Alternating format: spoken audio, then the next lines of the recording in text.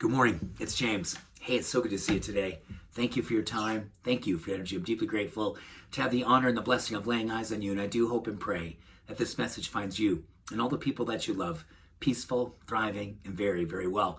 So this morning, I'm going to invite you to meet me in a place that's very vulnerable, very honest, very open, very much requiring a level of truth that I'm going to share with you first. And if you're open to it, I would love for you to share the same level of truth with me, with this community. About 40 years ago, I was doing my best work of my life, trying to save my life.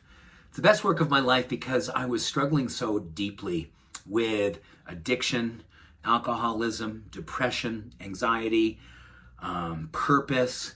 Man, I was lost. And I was really, really sad.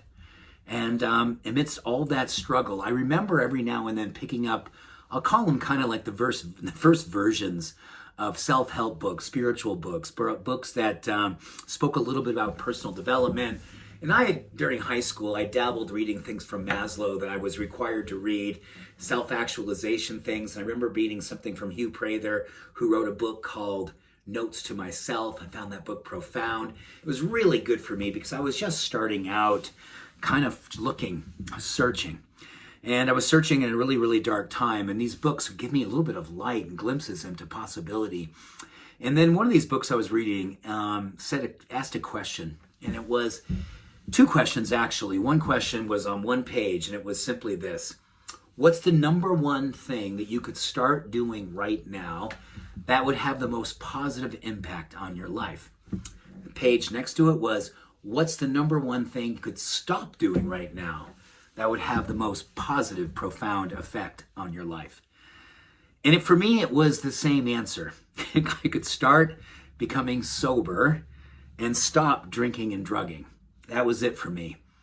I was in a really deep, dark place at that time. And man, I knew that if I could do that, so many things would happen from there. Number one, I think I would gain a level of belief. I'd gain a level of self-awareness. And more than anything, I think I'd begin to do the work of learning how to love myself. Those two questions literally set me on a course, because I remember thereafter, no, I wasn't like cured or healed, but I was moving forward, step by step by step, day by day by day, thought by thought by thought. And over time, those answers to those questions literally became a foundation for me healing, changing, and transforming my life. So many things have happened since then, all of which were connected to this and these two questions. Because I can know without a shadow of a doubt that the quality of my life that I have right now wouldn't even absolutely be close to what I have right now. I don't think I would have ever had a successful marriage, which I have now for over 30 years, a successful career, amazing children, this community, a level of depth and relationship with God, peace of mind that I have most of the time, and oh my goodness, more than anything, grace. I have grace in my life. No, my life is not perfect, and no one's life I know ever is. I remember Maslow once saying, there will never be a perfect person. You will not be the first one, but we can do our best to have perfect moments and maybe even perfect days. And you should feel good when those happen. I feel good when those happen, and I feel good that most often I have more than my best days, day after day. I think that every single one of us has times in our life where we have to answer those two questions.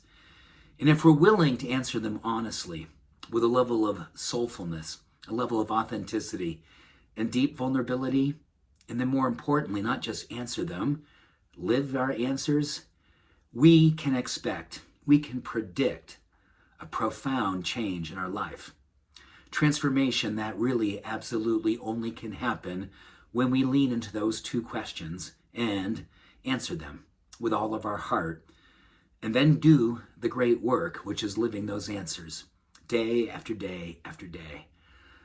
I hold in my heart for you that you will ask those two questions of yourself.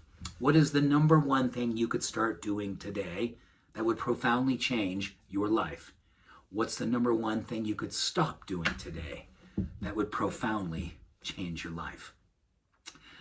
I'm doing these things right alongside of you, and I'm so grateful I'm not doing these things alone. Give yourself time today. Take the moments that you need and consider if you've already answered those questions. Maybe share this community. We love to see inspiration coming from you. And if there's a time in your life right now you need to answer those questions more deeply and honestly, I would hold in my heart that this is a perfect day for you.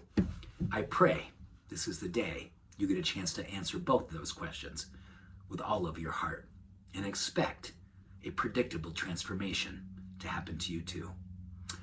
Thank you for doing the great work in your life. Thank you for being you. Much love. Every blessing. Bye for now.